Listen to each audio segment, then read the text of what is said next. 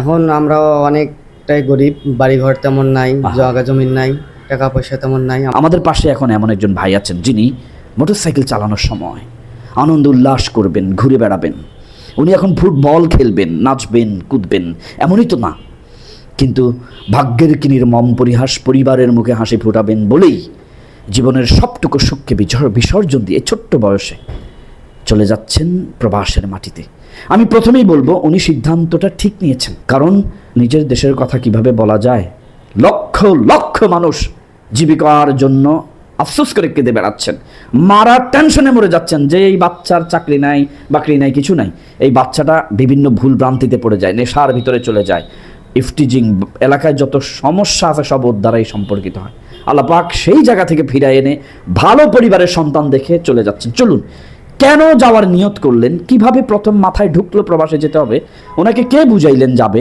ওনার তো যাওয়ার কথা না, ওনার বন্ধুরা তো এখনো ঘুরে বেড়াচ্ছেন, তাহলে উনি কেন যাচ্ছেন? মানে কি মনে করে আপনি পরিবারের মুখে হাসি ফোটাতে যাচ্ছেন? আসসালামু আলাইকুম, আমার নাম মোহাম্মদ মাহমুদ হাসান, আমার বাসা রংপুর থেকে আসছি। আমি যে সময় খেলাধুলার সময় আপনি সেই সময় যাচ্ছেন। এখন আমরা অনেকটাই গরিব, বাড়িঘর তেমন নাই, জায়গা জমিন নাই, টাকা পয়সা তেমন নাই। আমার এক বড় ভাই মাদ্রাসার চাকরি করে। মাদ্রাসায়? হ্যাঁ, তার মানে উনি আলেম? আলেম। ইয়া মাশাআল্লাহ, আলেম পরিবারের সন্তান, ভাবা যায়। জি, এখন আমি যাইতেছি অল্প বয়সে, যেন একটু জমি নিয়ে বাড়িঘর করতে পারি, কিছু ভবিষ্যতের জন্য আইসঘর করতে পারি। সেই হিসেবে আমি ওই অল্প বয়সে পড়ালেখা বাদ দিয়ে সেই হিসেবে যাইতেছি। সেই হিসেবে যাচ্ছেন। আল্লাহ পাক ভাইজানকে কবুল করে। আজকে ভাইজান ফাইনাল তার স্বপ্ন পূরণের আশায় যাচ্ছেন।